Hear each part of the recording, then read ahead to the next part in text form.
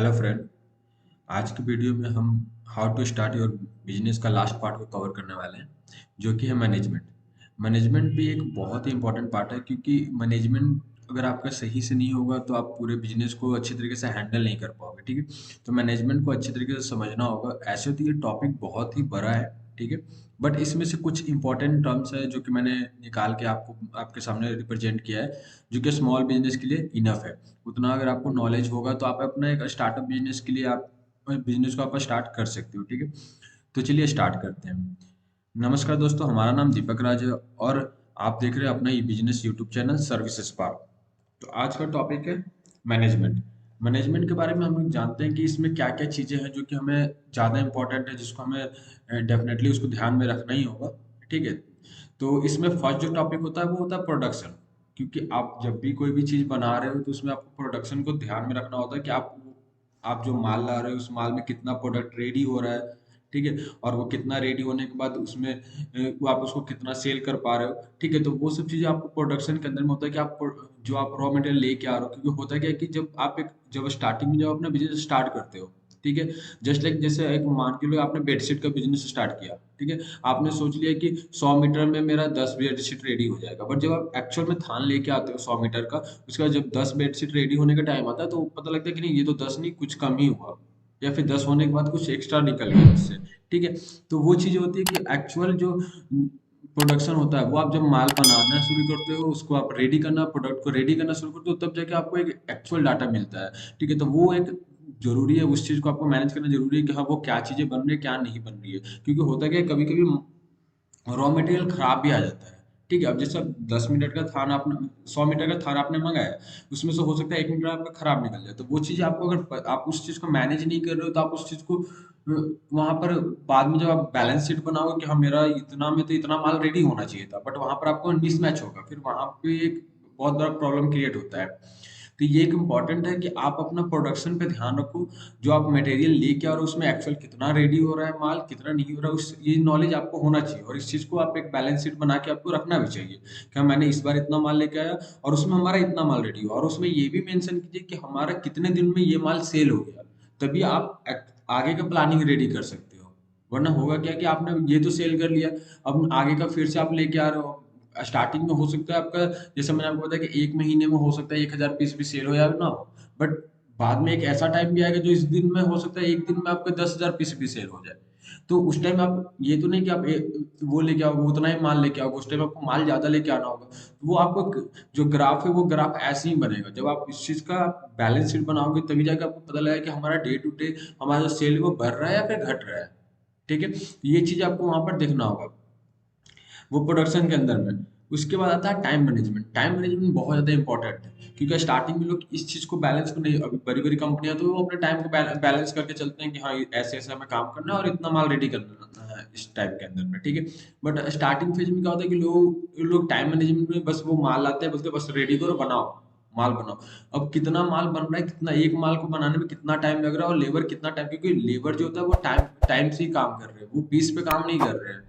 वो आ रहे हैं, 8 घंटे की शिफ्ट लगेंगे, वो घर चले जाएंगे। और अगर 8 घंटे की शिफ्ट में वो सिर्फ 8 को माल बना के जा रहे हैं तो वो उसका मतलब आपका वो लॉस जा रहा है। ठीक है, उनका क्या कैपेसिटी है कि वो 10 माल बना सकते हैं और वो 8 बना रहे हैं, तो वो वहां पर आप लॉस में जा रहे हो, 2 माल का आप ऐसे भी लॉस में जा रहे हो। ठीक है, तो ये टाइम मैनेजमेंट आपको देखना होगा कि आपको एक्चुअल में वो क्या कितना टाइम लग रहा है, कितना नहीं लग रहा है। हाँ, वो अलग चीज़ है कि जो एक ज़्यादा एक्सपीरियंस होगा वो ज़्यादा जल्दी माल बनाएगा, जो कम एक्सपीरियंस होगा कम थोड़ा टाइम लगेगा उसको प्रोडक्ट को बनाने में। बट इतना तो टाइम ज़्यादा नहीं लग सकता है। अगर उतना ज़्यादा टाइम लग रहा है तो फिर उनके साथ में आप काम कर ही नहीं सकते हो। ठीक है, तो वो चीज़ें हैं कि आपको ये टाइम मैनेजमेंट भी देखना होगा कि आपको क्या माल बनाने में कितना टाइम लग रहा है, और एक्चुअल माल मेरे को उतना टाइम रेडी हो रहा है नहीं हो रहा, थोड़ा वो तो नेगलेक्ट करना पड़ता है बिजनेस में। ठीक है, आप एनी टाइम कोई मशीन तो है नहीं, जो सामने काम कर रहा है वो भी ह्यूमन ही है, उसको भी रेस्ट चाहिए होगा। बट हाँ, ठीक है, थोड़ा बहुत रेस्ट है वो चलेगा, बट बहुत ज़्यादा रेस्ट हो रहा है यानी वो टाइम मतलब वो टाइम वेस्ट कर रहे हैं आपका। ठीक है, और वो उस बस किसी भी तरह 8 घंटे पूरा कर रहे हैं, अपना ड्यूटी पूरा कर रहे हैं, वो चले जा रहे हैं। उस केस में आप लॉस में चले जाओगे। तो टाइम मैनेजमेंट भी इंपॉर्टेंट है। आप देखो कि हाँ, इंडिविजुअली उन मेंबर पे इतना है कि नहीं। अब चलो ठीक है, मानते हैं कि दिन भर में उनको बनाना है 10 पीस, 9 पीस वो बना रहे हैं, चलो ठीक है, बट वो 8 पीस 7 पीस 6 पीस बना के जा रहे हैं, तो जाहिर सी बात है कि वो काम सही से नहीं कर रहे हैं। फिर उस चीज में आपको एक्शन लेना होगा। और उस वो तभी आप ले पाओगे जब आपके पास टाइम मैनेजमेंट शीट बना होगा। उसके बाद थर्ड पार्ट जो आता है आपका आता है क्वालिटी चेक। ये एक बहुत इंपॉर्टेंट टर्म है, क्योंकि न्यू जो स्टार्टअप बिजनेस वाले होते हैं ना, वो क्वालिटी पे ध्यान नहीं देते हैं। वो क्या करते हैं ना, जैसे बड़ी बड़ी कंपनी में आप चले जाओ, वो एक क्वालिटी का टीम बना क्यूसी टीम वो रखते हैं, जिसके अंदर में आपका जो भी माल रेडी होता है वो पहले क्यूसी से होकर ही आगे बढ़ता है। ठीक है, अगर आपका क्यूसी टीम अब आपको इस चीज पर स्टार्टिंग से काम नहीं कर रहे हो, तो आपका मार्केट में नाम बनने के बगैर वो नाम खराब हो जाएगा। नाम एक बार खराब हो गया तो फिर बनाना बहुत ज्यादा मुश्किल हो जाता है। इसीलिए पहले से ही इस चीज पे काम करना होगा आपको। काम क्या रहता है इस चीज के अंदर में, कि अगर आपका कोई भी माल रेडी हो रहा है तो आपको उसमें से कोशिश कीजिए कि उसका माल को चेक करके ही आगे जाए। ठीक है, ताकि वो आपका क्या होगा, क्वालिटी चेक होकर जाएगा तो हाँ ये माल सही में ठीक ठाक रेडी हुआ है, इसमें कोई दिक्कत नहीं है, वो चीज आप जाए। बट अब आप बोलोगे सर कि अब एक दिन में अगर मान लो 10,000 पीस बन रहा है मेरा, तो 10,000 पीस चेक करना तो पॉसिबल नहीं है। हाँ मैं मानता हूँ कि 10,000 पीस चेक करना पॉसिबल नहीं है, 10,000 में से 10 पीस चेक करना तो पॉसिबल है। रैंडम कोई भी 10 पीस आपने खींचा उसको चेक कर लिया, वो चलो ठीक है। एक दो पीस खराब हो रहे हैं वो चलो ठीक है, उतना मैनेज रहता है उस केस में। उस चीज में आप उसको रिप्लेस कर देना बाद में, उस चीज को वो होता है, मैनेज होता है। बट अगर आपका 10 के 10 पीस आप निकाल रहे हो, उसमें से वो भी खराब निकल जा रहा है, तो फिर तो आपको तो चेक करवाना पड़ेगा, सारे के सारे माल को चेक करना पड़ेगा, या फिर उसको फिर से आप उनको बोलो कि दोबारा चेक करके दो, इसमें से क्वालिटी में आपका चेक में गया तो वो आपका कुछ ना कुछ डीमेरिट आ रहा है, तो वो चीज को आपको देखना होगा, उस चीज पे काम करना होगा। ठीक है, इसके बाद का जो पार्ट है वो आता है आपका फीडबैक। ये भी एक बहुत इंपॉर्टेंट टर्म्स है। अब मैं बोलूँ कि हमारा प्रोडक्ट काफी अच्छा है, इसका मतलब ये नहीं कि मेरा प्रोडक्ट काफी अच्छा है। अगर आप हमारे प्रोडक्ट का तारीफ कर रहे हैं देन तब जाकर हमारा प्रोडक्ट काफी अच्छा है। ठीक है, तो ये इंपॉर्टेंट है कि आप फीडबैक पे ध्यान दें। बहुत लोग कहते हैं कि चलो माल तो सेल हो गया, पैसे हमारे पास आ गए, चलो बैंक में इसको रख लो, करना क्या है अब आगे।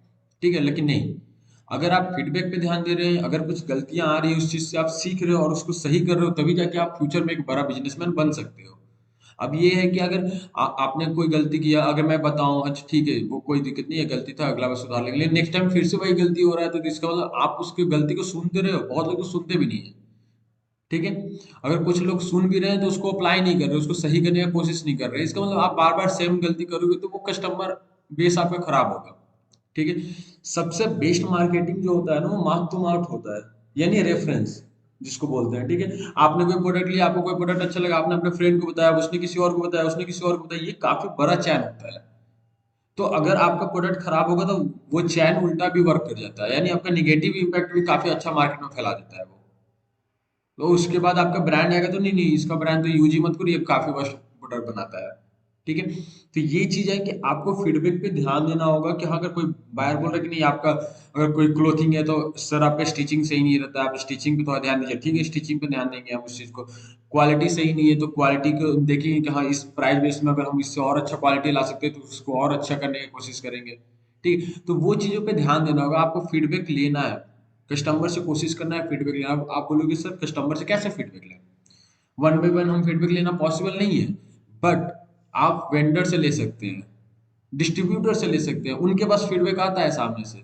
अब होता क्या है कि अगर ऑफलाइन बिजनेस में बात करूं, ऑनलाइन में तो क्या होता है कि बहुत सारे पोर्टल्स पे वहाँ पे फीडबैक रिव्यू डालने का ऑप्शन होता है अपना, आप लोग शॉपिंग करते हो तो देखा भी होगा आपने। ठीक है, अब ऑफलाइन बिजनेस में ये थोड़ा प्रॉब्लम होता है, बट ऑफलाइन बिजनेस में भी देखा जाए तो ये ईजी होता है। अगर आपने कोई ऑफलाइन में आप कोई से आप किसी भी एक शॉप से आप प्रोडक्ट ले रहे हो, ठीक है, तो आप हमेशा वहीं से लेते होंगे प्रोडक्ट। ठीक है, अब क्या होगा, वहां से कोई अगर प्रोडक्ट खराब होगा तो आप उनको बोलोगे जाके कि अब भैया इस बार मैंने ये प्रोडक्ट लिया था, ये तो बहुत ज्यादा खराब निकल गया प्रोडक्ट, अच्छा प्रोडक्ट नहीं है, ये ब्रांड आप मत लाया करो। वो बोलेंगे, ऐसे बोलेंगे, बायर बोलते हैं। ठीक है, अब वो बायर क्या होगा, जाकर होलसेलर को बोलता है कि ये कौन सा ब्रांड आपने दे दिया था लास्ट टाइम, मेरा कस्टमर बोल रहा था ये तो सही है ही नहीं ब्रांड। ठीक है, अब क्या है कि वो जो होलसेलर होता है वो डिस्ट्रीब्यूटर को बोलता है कि मेरे को अब ये वाला ब्रांड मत दीजिएगा, तो वो क्या है, कस्ट आपके पास रिव्यू पहुंच रहा है, बट वो होता है कि रिव्यू पहुंचने में थोड़ा टाइम लगता है। यहाँ ऑनलाइन प्लेटफॉर्म में रिव्यू तुरंत पहुंच जाता है, डायरेक्ट आपके पास पहुंच जाता है, वहां पे पहुंचने में टाइम लगता है, बट पहुंचता जरूर है। आप अगर जाके डिस्ट्रीब्यूटर से पूछोगे कि हमारा जो प्रोडक्ट आपको मैंने दिया था उसका फीडबैक क्या आ रहा है मार्केट से, वो बताएंगे आपको। ये रियलिटी है। तो इस चीज पे आपको काम करना होगा, इसके फीडबैक को सुनना होगा, समझना होगा, एक डायरी मेंटेन करना होगा उस चीज को लेकर कि हमने इतना फीडबैक मेरे को निगेटिव आया। क्योंकि पॉजिटिव फीडबैक से ज्यादा आपको वर्क निगेटिव फीडबैक पे काम करना होता है। अगर मेरे को कोई बोल रहा है कि मेरा प्रोडक्ट काफी अच्छा है तो ठीक है, अच्छा है, अच्छा है तो अच्छा है, इसमें और हम क्या कर सकते हैं। बट अगर कोई मेरे प्रोडक्ट को खराब बोल रहा है तो उसको सही करना है और उस पर ज्यादा काम करना होता है। तो ये चीजें हैं कि आपको कोशिश करना है कि आपका जो प्रोडक्ट के बारे में जो भी निगेटिव बातें आ रही है उसको नोट डाउन करना, वन बाय वन उसको सॉल्व करना है। एक बार में पूरा सॉल्व नहीं हो सकता है। और ये भी भूल जाइए कि आप 100% क्लाइंट को सेटिस्फाइड कर पाएंगे, नहीं। ये कहना बिल्कुल गलत है। बड़ी से बड़ी कंपनी का आप चले जाओ वेबसाइट पे, पोर्टल्स पे, वहां पर आपको उसका निगेटिव रिव्यू मिल जाता है। तो क्या उसका ब्रांड खराब है? ऐसा कुछ तो है नहीं। ठीक है, तो 100% सेटिस्फेक्शन आप नहीं किसी को दे सकते हो, बट कोशिश करना जितना ज्यादा से ज्यादा सेटिस्फेक्शन हम दे सके। अगर मेरे बस में कोई चीज है जिसको हम सही कर सकते हैं तो हमें उस पर वर्क करना होगा। बहुत लोग क्या करते हैं, प्रोडक्ट काफी प्रीमियम बना देते हैं बट उसका पैकेजिंग काफी खराब होता है। तो लोग उसमें भी आता है कि आपका पैकेजिंग अच्छा नहीं था। ठीक है, तो ये सब चीजों पे देखना होगा। वो सब चीज आपको कैसे पता चलेगा? कस्टमर से पता चलेगा। कभी भी कोई भी बिजनेसमैन अपना बिजनेस जब स्टार्ट करते हैं तो अपनी तरफ से बेस्ट देने का ही कोशिश करता है। वो ये नहीं कि हाँ चलो ठीक है चल रहा है तो चल रहा है, वैसे कोई नहीं स्टार्ट करता है। सब लोग अपना बेस्ट देने का कोशिश करता है। यानी आप तो 100% राइट हो अपने पाथ पे, आपको तो लग रहा है कि मैं सही काम कर रहा हूँ, बट आगे जाके क्या प्रॉब्लम आ रहा है बायर को, क्या नहीं आ रहा है, वो चीज एक्चुअल में जान के उसको राइट करना, ये एक्चुअल पाथ होता है। और इसी पे काम करना होगा आपको, तब जाके आप बिजनेस को एक अच्छे लेवल पे ले जा सकते हो। ठीक है, तो ये 4 टॉपिक एक स्मॉल बिजनेस के लिए इनफ है। इतना ये इस चीजों पे आप ध्यान रखोगे तो आपका काफी अच्छा रन कर पाओगे बिजनेस। ऐसे तो मैनेजमेंट मैंने पहले ही बताया काफी बड़ा टॉपिक है। इस पे अगर मैं बात करूँ तो 2 घंटे क्या 5 घंटे भी कम है। बट हाँ ये चीजें हैं कि हमें इतना टॉपिक को ध्यान में रखना होगा, तभी जाके हम अपने बिजनेस को अच्छे लेवल पे ले जा सकते हैं। ठीक है, तो ये 4 टॉपिक आप लोग अच्छे तरीके से, मेरे को लगता है समझ आ गया होगा आपको। अगर फिर भी कोई क्वेश्चन रहता है तो आप नो डाउट, मैंने आपको बताया ही है कि आप इंस्टाग्राम पे जाके हमें हमसे क्वेश्चन कर सकते हैं। मैं पर्सनली आपसे कांटेक्ट करूंगा और आपको जो भी प्रॉब्लम होगा उसको मैं सॉल्व करने का कोशिश करूंगा, या फिर हमारे टीम भी आपसे कनेक्ट करेंगे। ठीक है, तो वैसा कोई दिक्कत होता है आप मुझे इंस्टाग्राम पे आप मुझे मैसेज कर सकते हैं। होप सो कि आपको हमारा वीडियो पसंद आया होगा। अगर पसंद आया तो आप हमारे वीडियो को लाइक करें, कमेंट करें और अपने दोस्तों के साथ शेयर करें। हमारे चैनल को सब्सक्राइब करना बिल्कुल भी ना भूलें और बेल आइकन को प्रेस कर दें ताकि हमारा वीडियो आपके पास सबसे पहले पहुंचे। ठीक है, thank you for watching video. Have a nice day.